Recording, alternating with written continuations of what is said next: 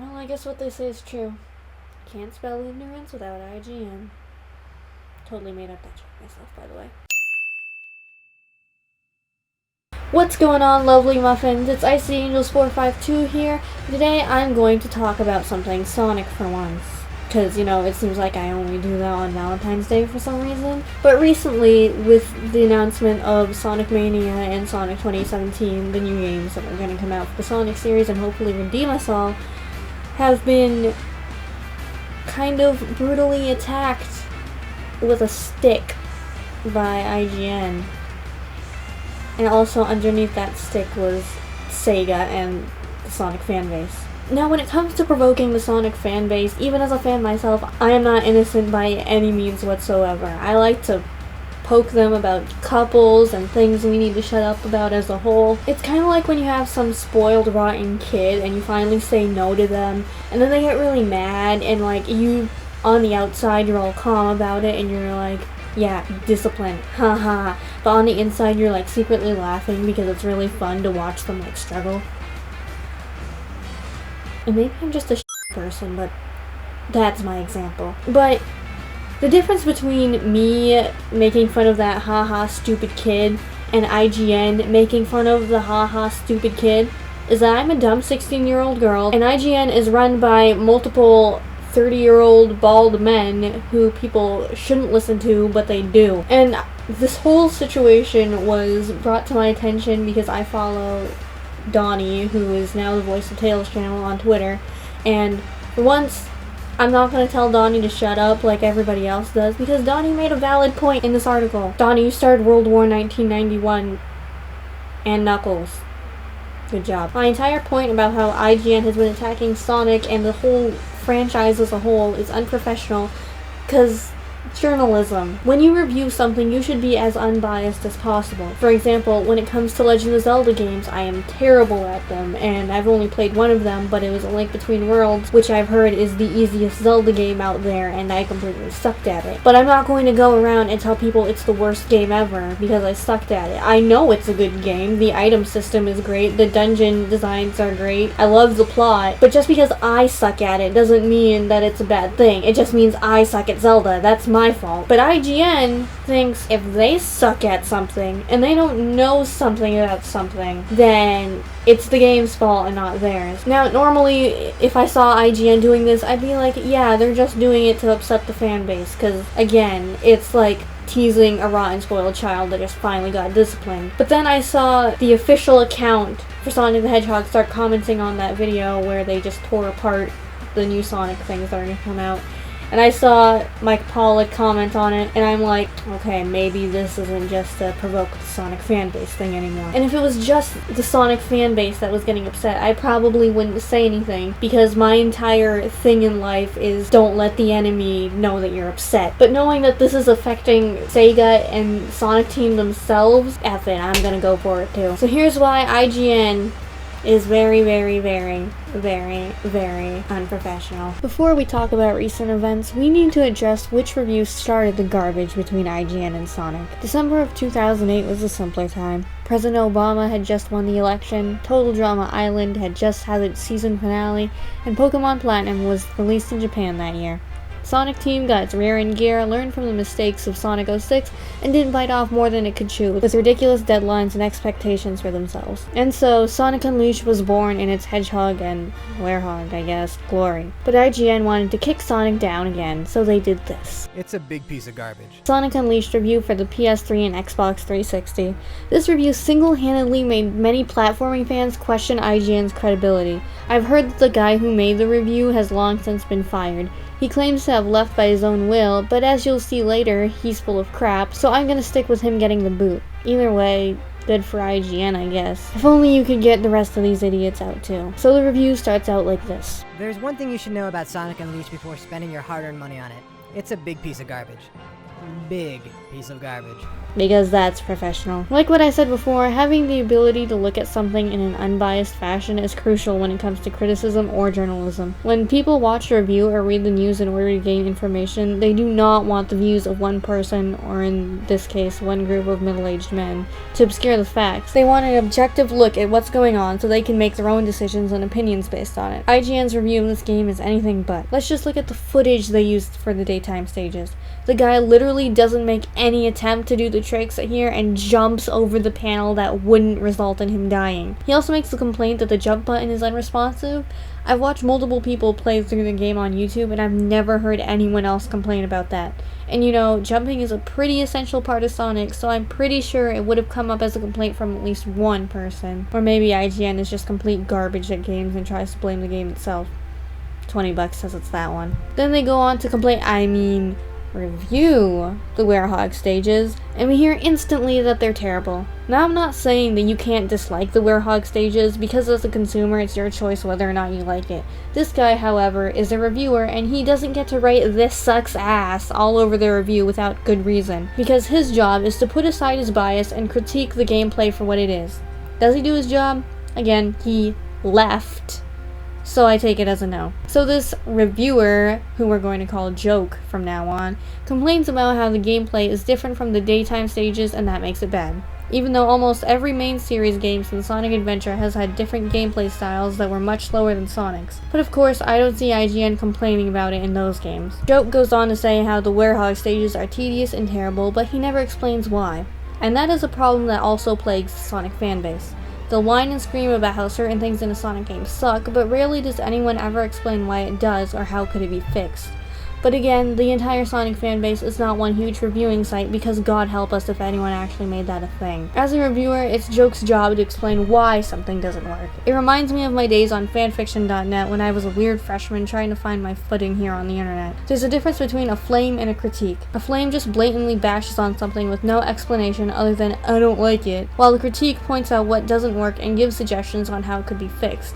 Now, which one seems more professional? Because I can guarantee you that's not what IGN is doing. Also, apparently Joke thinks playing as Big the Cat would be better than the Werehog. Why? I don't freaking know. He doesn't explain why. Next on the list of things in the review is the hub world.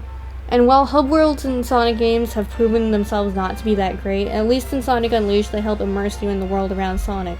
And again, you didn't seem to have any problem when other Sonic games used the hub world. Alright, let's go over to the actual IGN website and see what they gave this game for a numerical score. A 4.5. Seriously? You gave Sonic 06 a 4.8 and all that game got right was the music and maybe a couple of cutscenes. It's literally a contender for the worst game ever. And you can argue that the reviews were written by two different people, but again, when looking at something in an unbiased light, it shouldn't matter who's writing it. If you had two people play and review the same game with as little bias as possible, the scores should be relatively similar. Instead, we get this crap. Also, while reading the full review, I found out that the guy's name is Hillary. That explains a lot. Fast forward to 2010, where I did really good at a school-wide spelling bee and was pressured into each and every following one of them until 8th grade.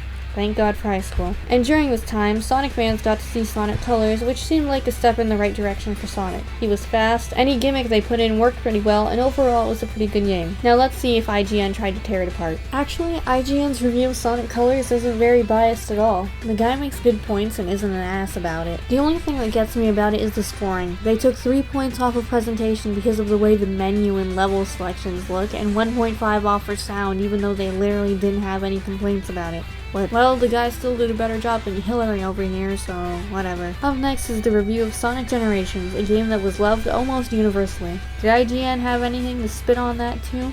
Once again, the review isn't necessarily bad, it's the scoring system, which I've noticed is inconsistent as hell when it bounces around between multiple critics. I mean, these games did worse than the Sonic Adventure games. You know, the games with the horrid treasure hunting system and an actual bland hub world. They also complain that the vocal tracks are annoying, which just proves they're looking for things to nitpick at in this game. Honestly, in all of my years of being a Sonic fan, I've never met anyone who bitched about the music in a Sonic game. Sure, there were people who disliked a song or two, but they never said it was to the point where it made them hate the soundtrack altogether. And again, a beautiful game with great level design, good controls, and beautiful environments gets a score lower than this. That's Eggman! I wonder what happened to Sonic. But an 8.5 isn't bad, so I guess I'll take it. Up next is Sonic Lost World, which got a 5.8 out of 10. Why? Because apparently Sonic doesn't go fast. Now look, I'm not going to say that Lost World didn't have its problems, because I played the 3DS version and I know it had a lot, and I mean a lot. But the review spends the majority of the time complaining about Sonic not going fast rather than the actual problems, like the gimmicky bullshit in every stage or terrible motion controls that are shoehorned in just to change up the gameplay. Not to mention how horribly long the stages on the 3DS version are. Finishing a stage in 15 minutes should get me an E rank, not an A. But the one problem that IGN does focus on, that being that Sonic is too slow, is almost non-existent because you have an infinite spin dash. It's not boost fast, but it's certainly faster than using the run button. Another thing, I believe in a world where people are numb enough to attempt to put a car in drive before starting it, and that people are numb enough to think they're in the friend zone when a guy says I really like you and flirts with them, mostly because I am that person. But what I do not believe is that someone wholeheartedly thinks that Sonic Lost World 3DS was a better game than the Wii U version, IGN. The Wii U version had its problems too. It reeked of experimentation, and the use of the gamepad was shoehorned in solely because they needed to stick it in there somewhere. Then again, the Wii U version didn't have me shoving snowballs around for over half an hour and make this happen. No! Please! No! No!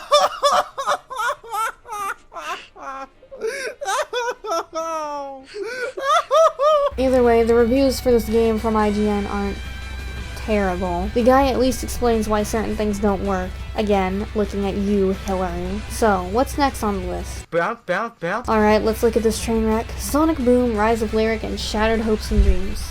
Totally didn't steal that joke from Jimmy Wetzel, by the way. This was it. IGN's chance to kick Sonic while he's down and hurt the series altogether. Did they do it? And Sonic Boom is one of the lowest rated Sonic games on IGN, and it's understandable. Sonic 06, while absolutely terrible, at least kind of has an idea. They wanted a game that did everything. Tons of playable characters, lots of side quests, and a world is at stake plot. Sure, almost every character ended up being broken, the side quests were usually stupid, and the romance between Sonic and Elise was ew, but you could at least kind of see what they were trying to do. They had ambitions. They didn't reach them, but they had ambitions. Sonic Boom, on the other hand, had no idea what it wanted to be. A game where you go at a moderate speed, a brawler, a puzzle thing, whatever the hell this boat thing is. I really have no idea. Of course, IGN does bring up these things and complains about Sonic being slow again, but somehow they did it less than they did for Sonic Lost World, which, like I said before, you could actually go fast in, so this makes zero sense. But there is little to no mention of terrible experimental sections, the huge amount of glitches throughout the game, or how crappy the game looks when you go into two-player mode. This review should have been twice the length that it is, because they barely cover anything that's wrong with the game. The review isn't downright insulting, but it's not good either. Also, I love how they contradict themselves by saying the game has interesting ideas, but is generic. For the next 2 years, Sega would be relatively quiet about new games, getting back onto their feet after learning from the failure of Sonic Boom. And then they would release trailers for upcoming games, Sonic 2017 and Sonic Mania. People have hopes for these games. Sega knows it needs to take its time with these games in order to perfect them. This could be what gets the Sonic franchise back to the glory it had during Sonic Colors and Sonic Generations. So what does IGN do? Crap all over it with a game scoop of assholeness. This damn video is what made me and many other Sonic content creators bring up this topic. IGN blatantly mocks and insults Sega, the Sonic franchise, and its fans just for the sake of it. This video is not about me blindly defending Sonic like a stupid fangirl. This is about me calling out IGN for its complete disregard for the rules of journalism. IGN has easily lost its credibility here. Let's take a look at the criticisms from the discussion. You're going through Green Hill Zone from Sonic 2, and you're like, Green Hill Zone from Sonic 2. Well, this is off to a freaking great start. Sonic Generations, which was predominantly 2D. Yes, I see so much 2D here. Definitely no 3D. I think we're at the point where we need to admit that this was never really a great franchise. Nope. And This was never really a great franchise. Really? Sonic was never a good franchise, huh? So I guess the one mascot, the game that could stand up to the raging juggernaut in the 90s that was Mario, wasn't that great after all? The one franchise that helped spark the greatest console war in history of gaming was just a mediocre game that did nothing for the industry? The franchise, which has games that you've given multiple positive reviews for, was never good? This is the most hypocritical bullshit I've ever seen. Now, I can't find the comment, but I remember a fan pointing out that IGN had given Sonic Pocket Adventures a 10 out of 10. GameScoop's response went along the lines of, "That wasn't any of us." Because that makes you look professional. That comment and response alone proves how biased IGN has become. Like I said earlier, if you did a proper review, it shouldn't matter who reviewed it. If there was a huge difference between two reviewers' scores, someone didn't do their job correctly. a 25-year lie. yes. A 25-year-old lie. That is a statement that contradicts itself. If it were truly a lie and the games were terrible, it would not have lasted 25 years. If this were true, please tell me how games like Metroid and Mega Man, games that were loved, did not outlast Sonic. Again, this makes zero sense. Sonic was never good. If you disagree, you can call the cops. Way to respect opinions, asshat. Also, the reason is they all want to have sex with Big the cat. Very mature. Yeah. Roll the clip. Trial and error gameplay that can get a little bit repetitive after a while. Trial and error gameplay that can get a little bit repetitive after a while. And the rest of the video is just talking about the NX and other bullshit I really don't want to hear from these people. So, is IGN unprofessional? Oh yeah, between no one there knowing what the word unbiased means, the poor scoring system, complete ignorance, and a complete lack of respect for the art of journalism and the atrocity I just showed you, yes, they are very unprofessional.